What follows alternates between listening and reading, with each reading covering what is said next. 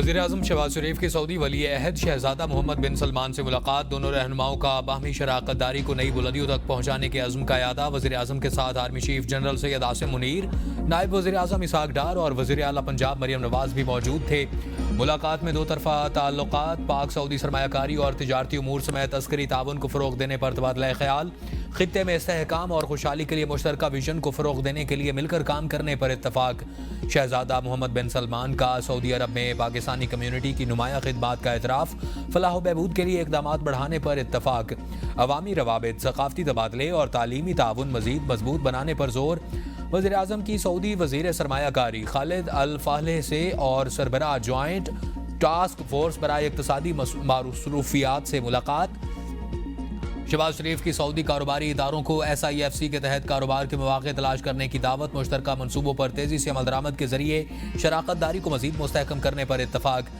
वज़ीर-ए-आज़म शहबाज शरीफ का एक्स पर पैगाम में कहना था कि सऊदी अरब से दो तरफा ताल्लुकात बाहमी इक़्तिसादी शराकतदारी में तब्दील हो रहे। सऊदी वली अहद से बाहमी ताउन के फ़रोग़ के लिए ताबीरी गुफ्तगू हुई। वज़ीर-ए-आज़म शहबाज शरीफ मदीना मुनव्वरा आमद, गवर्नर शहजादा सलमान बिन सुल्तान ने इस्तकबाल किया।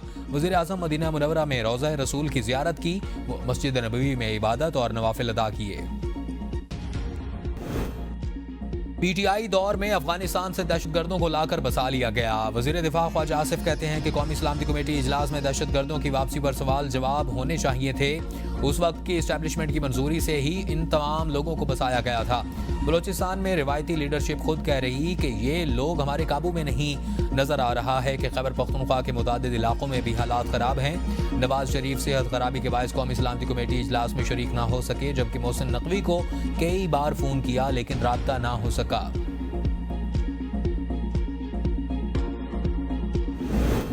सलामती कमेटी इजलास के अलामिये में ऐसी कोई बात नहीं। अफगानिस्तान में कोई कार्रवाई होगी, सब रिकॉर्ड के खिलाफ बात कर रहे हैं। तनकीद करने का भी एक दायरा है। मैं वज़ीर दिफा के बयान को संजीदा नहीं लेता। चेयरमैन PTI बिरसर गोहर की AVN न्यूज़ से गुफ्तगू। कहा, बलोचिस्तान में सबसे ज्यादा दहशतगर्दी के वाक़यात हुए। BLA कौन लेकर आया?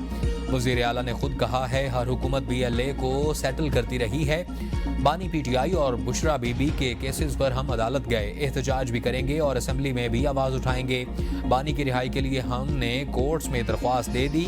लोगों की जुबान पर पाबंदी नहीं होनी चाहिए। तनकीद करने का भी एक दायरा है। तनकीद ही होनी चाहिए। PTI वाले गिरबान में झांकें, उनको किसने इक़्तिदार पर बिठाया था? राना सनाउल्लाह कहते हैं कि ट्रेन हादसे पर जो प्रोपेगेंडा भारत ने किया वही PTI सोशल मीडिया अकाउंट्स ने किया। कौमी सलामती कमेटी में DGMO ने तफसीली ब्रीफिंग दी। अली अमीन गंडापुर ने इजलास में मुकम्मल ताईद और यकजहती का इज़हार किया। वज़ीर आला ने हर तरह के ताउन की यकीन दहानी करवाई। अली अमीन गंडापुर ने फंड्स से मुतालिक तहफ़्फ़ुज़ात का इज़हार किया। उनका पर्दा चाक करने के हक़ में नहीं। अली अमीन गंडापुर ने सियासी ज़रूरियात के तहत बाहर आकर और बात की। दहशतगर्दी के खिलाफ पूरी कौम रियासत के साथ खड़ी है। अगर बानी रियासत के खिलाफ रवैया अपनाएंगे तो मकबूलियत खत्म हो जाएगी।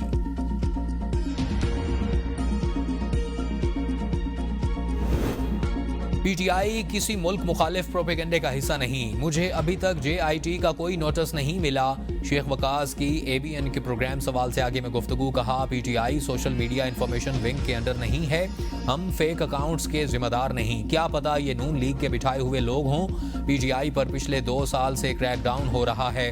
हमारे लोगों पर जाली मुकदमात पहले से दर्ज हैं। बानी PTI ने कहा है फौज और इदारे हमारे हैं। पार्टी में किसी में जुर्रत नहीं कि वो बानी की मर्जी के खिलाफ कोई बयान दे। खैबर पख्तूनख्वा में अवाम और पुलिस मिलकर दहशतगर्दों के खिलाफ लड़ रहे हैं। PTI के कीबोर्ड्स वॉरियर्स मुल्क के खिलाफ प्रोपेगेंडा मुहिम चला रहे हैं। बैरिस्टर अकील मलिक की ABN के प्रोग्राम सवाल से आगे में गुफ्तगू। कहा, JIT ने तहकीकात करके हक़ाइक़ को पेश किया। लीडरशिप ट्वीट से लाताल्लुकी का इजहार नहीं कर रही। सोशल मीडिया के जरिए मखसूस बयानियां बनाने की कोशिश की गई। ट्रोलिंग ब्रिगेड के शुरू होने के बाद PTI ने यू टर्न ले लिया। बानी PTI से पार्टी के लोगों की मुलाकात करवाई गई। सजा याफ्ता शख्स कैसे पार्लिमानी पार्टी के इजलास में शरीक हो सकता है? नवाज शरीफ ने बलोचिस्तान वाक़े पर कोई बयान नहीं दिया। PTI क़यादत ने मुज़म्मत की। बानी PTI ने दहशतगर्दी के वाक़यात पर तशवीश का इज़हार किया। नईम हैदर पंजोथा की ABN के प्रोग्राम बदलों में गुफ्तगू। कहा, पंजाब में नून लीग और सिंध में पीपल्स पार्टी खत्म हो चुकी है। PTI पर मलबा डालने की कोशिश की जा रही है। दहशतगर्द जमात है। अवाम सवाल पूछेगी कि हमारा मैंडेट किसने चुराया। वज़ीर आला खैबर पख्तूनख्वा ने अपने कुछ अफसरान को हिदायत दी कि दहशतगर्दों के खिलाफ कार्रवाई न करें। वज़ीर मुमलिकत तलाल चौधरी का इल्ज़ाम, कहा ANP और पीपल्स पार्टी दहशतगर्दों से लड़ते लड़ते कमज़ोर हो गई। PTI ने दहशतगर्दों से समझौता करने का रास्ता चुना। खैबर पख्तूनख्वा में 13 साल से एक ही पार्टी की हुकूमत है, लेकिन वो ये बताने से कासिर है कि इंसदाद दहशतगर्दी के लिए NFC अवार्ड के 800 अरब रुपए में से कितनी रकम इस्तेमाल की। PTI दौरे हुकूमत में दहशतगर्दों को लाकर बसाया गया। कौमी सलामती कमेटी इजलास में किसने नए ऑपरेशन की बात की नहीं की। नए ऑपरेशन का शोशा छोड़ना सिर्फ कंफ्यूजन फैलाने के लिए है। दहशतगर्दों के लिए नरम गोशर रखने वाली जमात ने शिरकत नहीं की। जिनके हाथों में बंदूकें हों उनसे बात नहीं हो सकती। बलूचिस्तान की सूरत हाल के सबके सामने। अमन व अमान की सूरत हाल तो अफगानिस्तान पॉलिसी की बुनियाद पर है।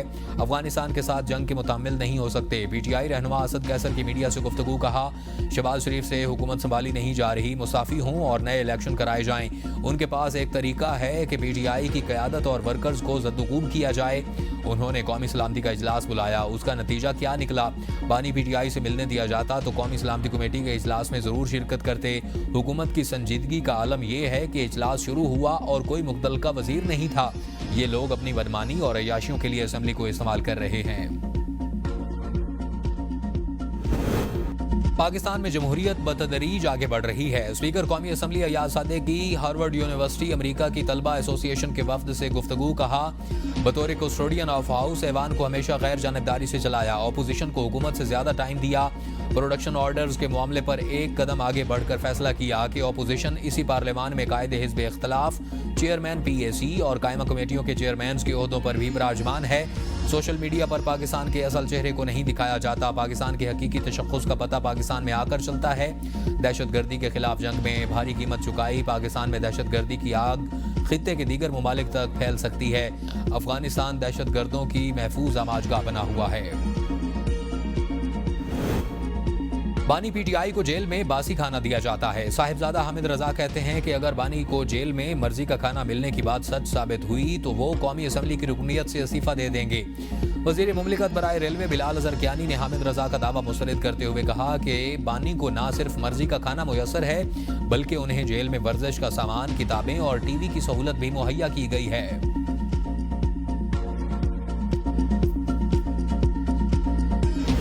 ख्वाजा आसिफ और बैरिस्टर गोहर की मुलाकात, मुसाफा करने के साथ कह के भी लगाए। सहाफियों की जानिब से दोनों रहनुमाओं से सवाल किया गया कि ये अच्छे ताल्लुकात मुलाकात की हद तक हैं, मुल्क के लिए भी इकट्ठे हों, ऐसा क्यों नहीं हो रहा?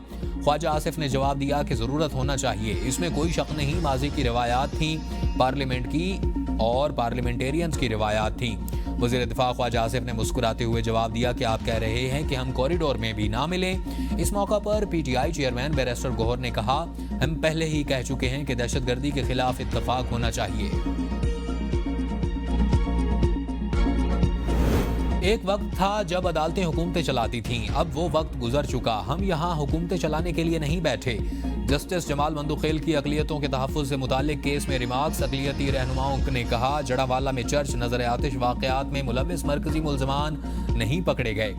जस्टिस नईम अफगान ने कहा, अगर जमानत हुई है तो मनसूखी के लिए मुतलका फोरम्स मौजूद हैं। वकील फैसल सिद्दीकी ने कहा कि भारतीय सुप्रीम कोर्ट ने बाबरी मस्जिद के इक़दाम पर मोहर लगाई, हमारी सुप्रीम कोर्ट ने 2014 में ऐसा नहीं किया।